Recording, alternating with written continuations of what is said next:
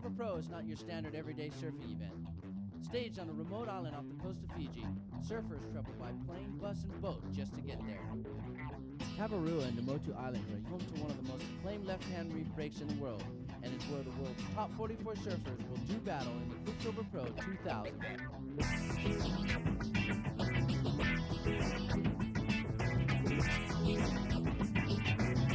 I'm excited, I can't wait. Event number 4 of the World Championship Tour is blessed with near-perfect waves that had the competitors fired up and eager to get the competition started. This is probably one of the best venues we've ever had, you know.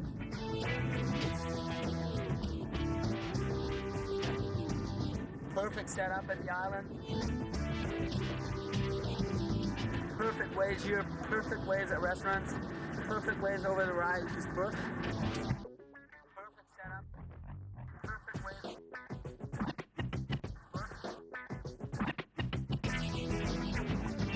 The Quiksilver Pro is a pivotal event in the world title chase, with current point shooter Sonny Garcia the man to catch.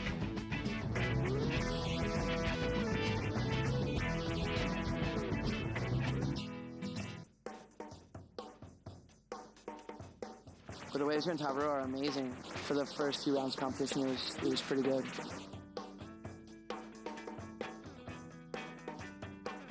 The timing of the swell and the surfers collided to create one of the best starts to an event this year.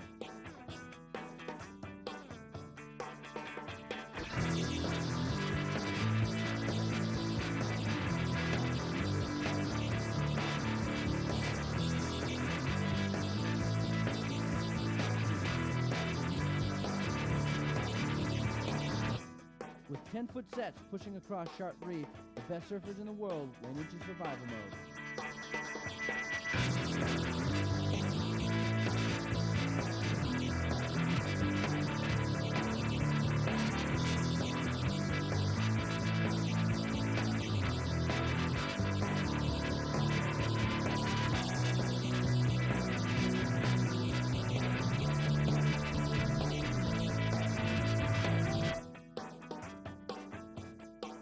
Tim Kern ignored all possible dangers and defeated the Patarats brothers in the most exciting heat of the day.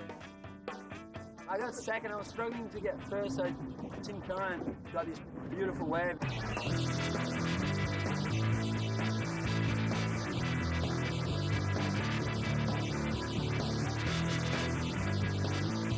Young American Fiji Hogwood attempted to pick off high-scoring set waves, but was shut down, leaving Australian Luke Egan to take the heat out.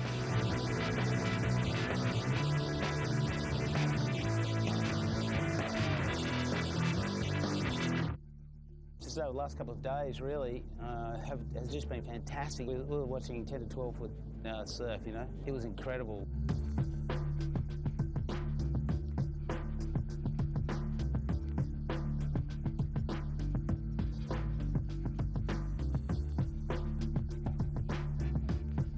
While sailing the planet to discover the perfect wave, Kelly Slater received a wildcard entry into the event, which allows him to compete without being part of the World Tour.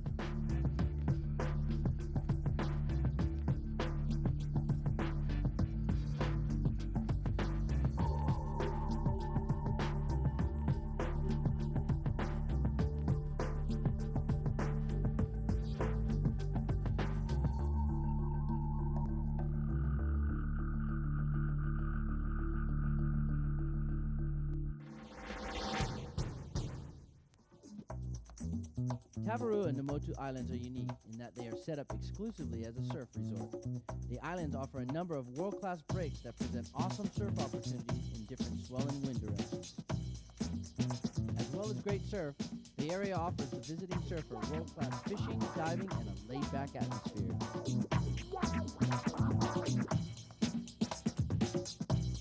The islands are also home to local Fijians, who are paid respect to at the opening ceremony of the event. With all this going for it, it was no mistake that half the Pro Tour arrived early. Waves were epic when we first got here. Huge.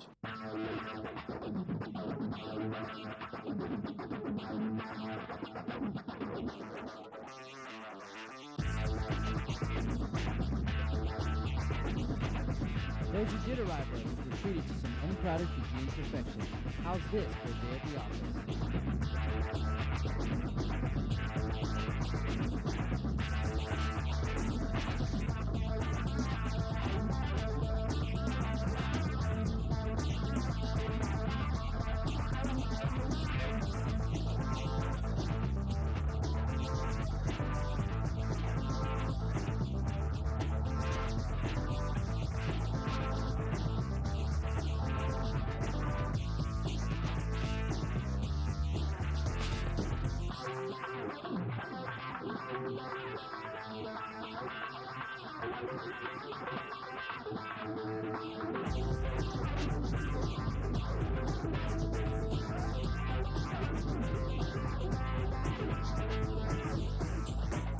Free surfing allows the surfers to express themselves outside the pressure of competition.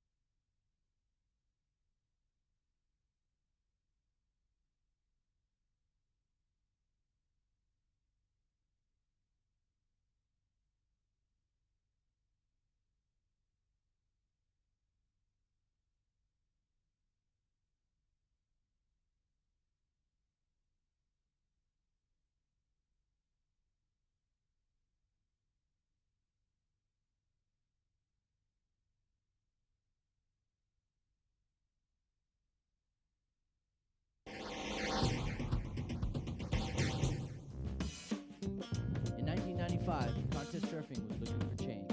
This was found at a remote location on the southwest tip of the Indonesian island named Java. G-Land was a spot. The waves were perfect, Kelly Slater the winner. The direction of professional surfing was changed forever.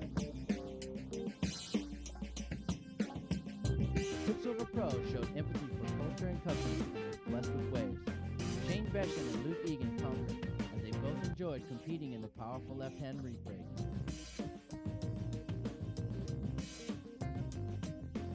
In 1999, Fiji became the location for the Quiksilver Pro and saw Mark Akalupo win the event and go on to win his first world title. This event, you know, is so special, and it holds a real special place in my heart after winning last year and going on to win the world title. It's just that time of year and on the tour where you need to kind of make a jump. You know, Sonny's made an early jump, so, I mean, obviously everyone wants to do well here, so he doesn't, you know, get too far away.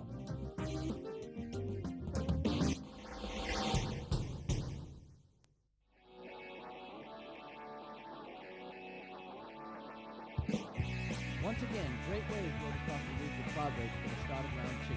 From this point on, the competition became fewer guys and unmanageable. We were completely packing up and heading home.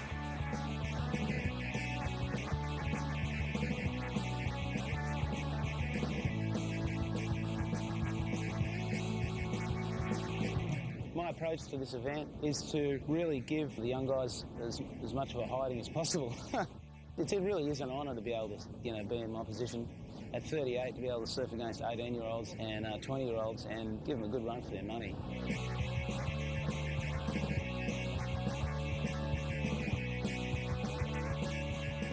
Young wildcard entry Troy Brooks pushed the more experienced Nathan Webster.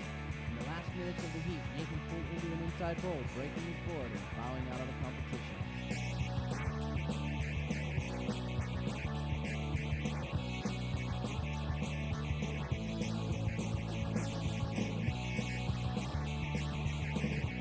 Highest heat scores of round 2 were posted by identical twins CJ and Damien Humphrey. Later, as we interviewed them, they decided to sort out who would take the lead from here on in. He can barely stand up. I've been filling in for both this whole time. I'm gonna take over from now. I think it's a little harder from now on, so I figure, you know, I take over from here.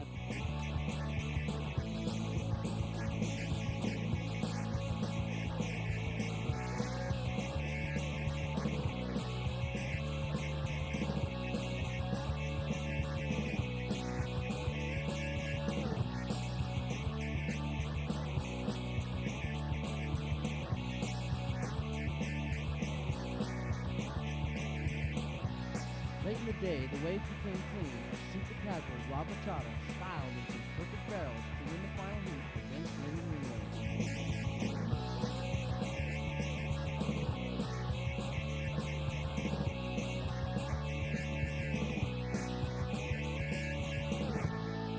The Quiksilver Pro has a 12-day waiting period, with lay days of no swell or uncontestable conditions providing the competitors with time to chill. I woke up this morning and the contest was cancelled, so it was time to play. Go trawl around and hook up. Come on, baby. Wahoo, cracking butt. Off that one. Yeah, that's what we're talking about. The last couple of days we've gone a little bit mad because it's been flat.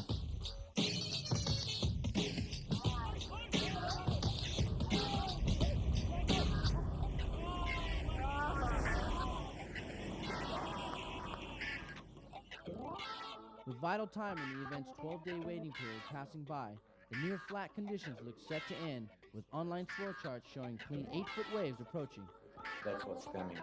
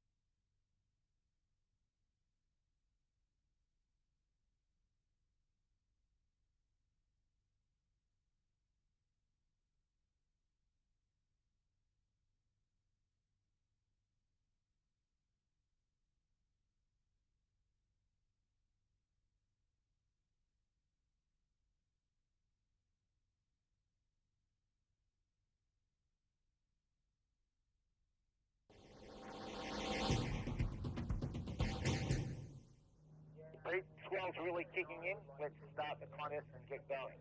Yeah, I got that right. Event director Rod Brooks called the contest go as internet swell predictions came true. Unexpected power. Round 3 is underway. Round 3 is underway.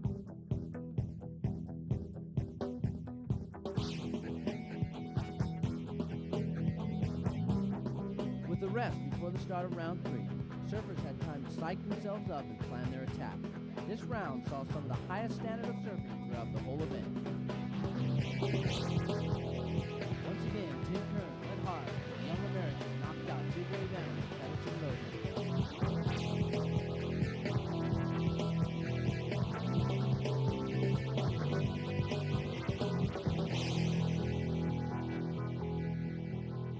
Damien Hobgood was forced out of the event, and Gilherme Hurdy found his form and took out the heat. All eyes were on the break as 6-time world champion Kelly Slater lined up against current world champ Rob Machado.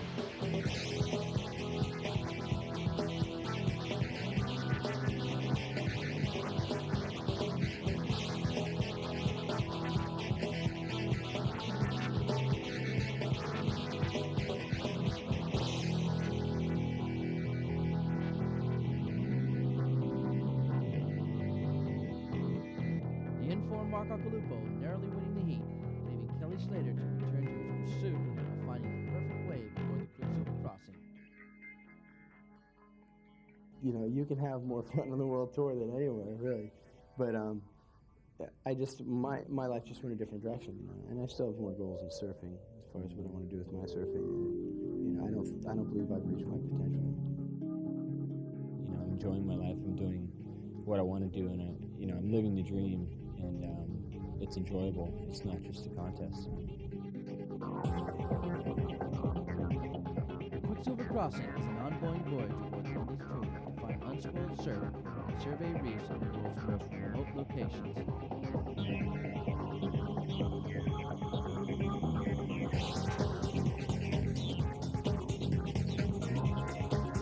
Tom Carroll has been among the first surfers to ever ride over 50 uncharted world-class waves aboard the Crossing.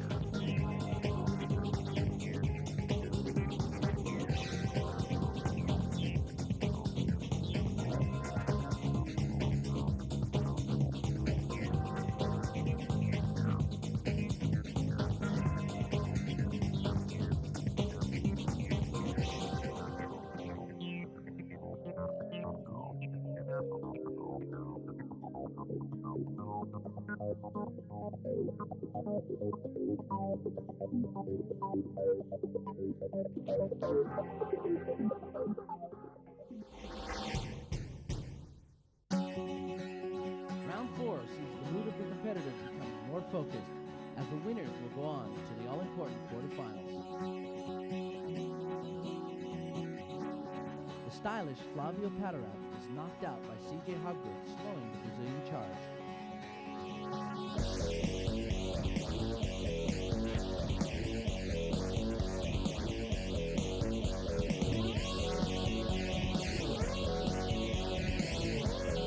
Tim Curran's brave campaign was also over as Todd Preston his best showing of the year with a ticket through to the quarterfinals. Underdog Troy Brooks came up against another hard-charging Australian in Bo Emerton.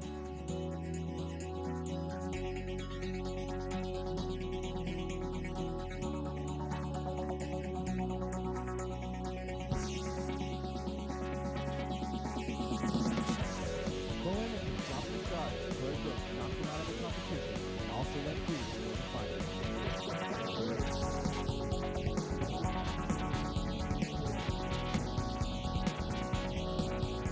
Heat 6 saw Flurry and Corey Lopez win over Rob Machado in the closest heat of the event so far.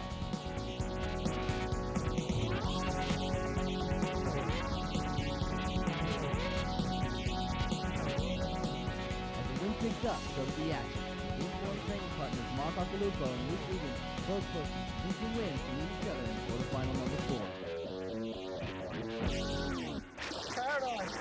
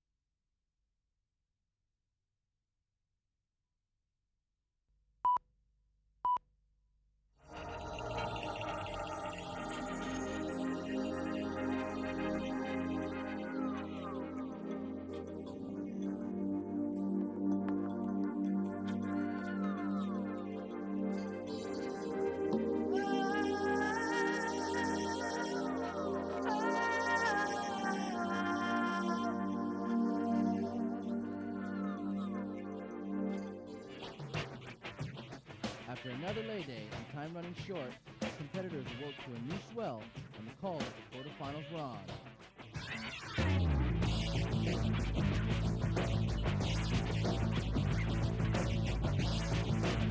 With more ambition than experience, and now polished CJ Hopwood held on long enough to take the win by only 1 point over Todd Fletcher.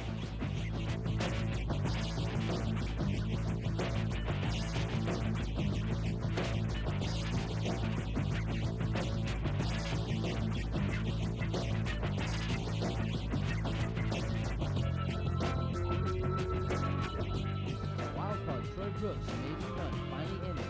USA's Corey Lopez gave Neil Strand his ticket to ride on the next flight home.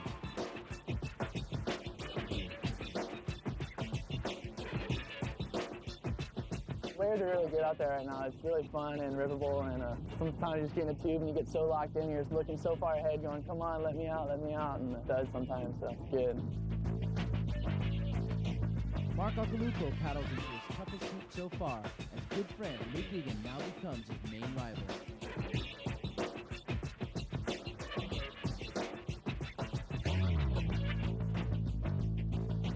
We surf together a lot, but it's like an eerie feeling when we draw each other. You know each other's going to try so hard and do so well.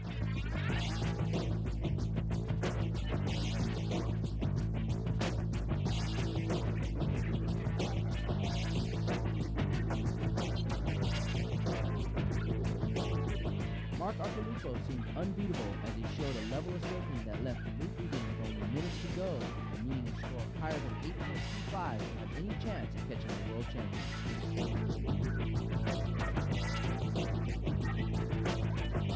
As Mark Occhilupo kicked out of his last wave and looked up, he saw Luke Egan paddling into a wave that would hold the destiny of both competitors.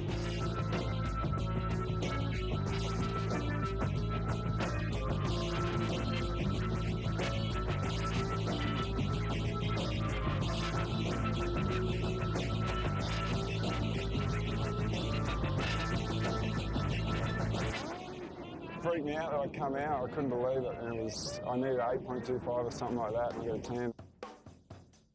A 10 was what it took to beat the world champion, as we left the quarterfinals in probably the best heat of the year.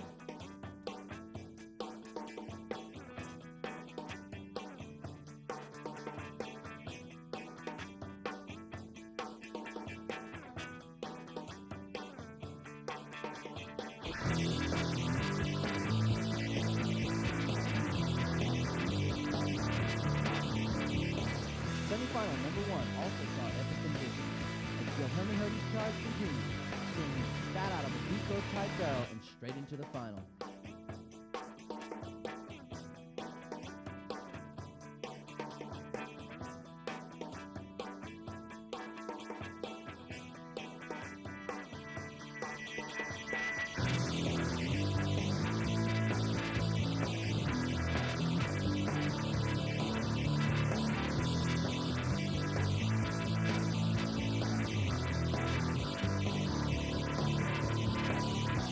Semifinal number 2, Luke Egan's confidence was on an all-time high, making him look unstoppable as he left Corey Lopez in his place.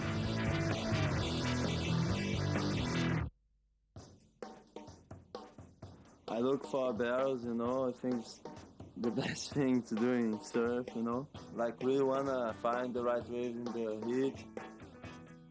He's surfing really well. He's no slouch.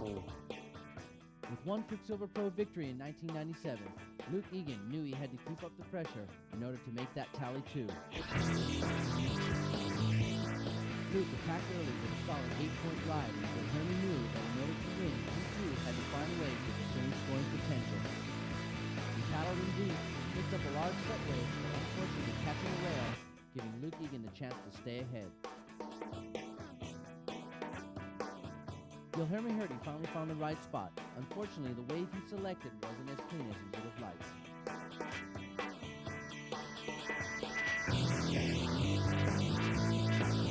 Luke Egan had victory in his sights, and he knew that another wave was doing his right to claim his second Quiksilver Pro title.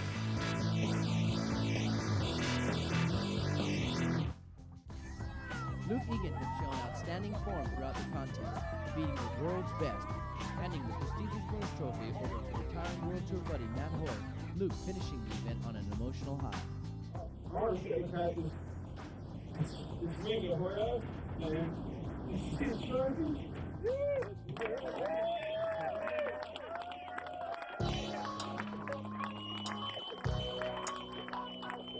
The Quiksilver Pro 2000 will be remembered as one of the best events in ASP Tour's history.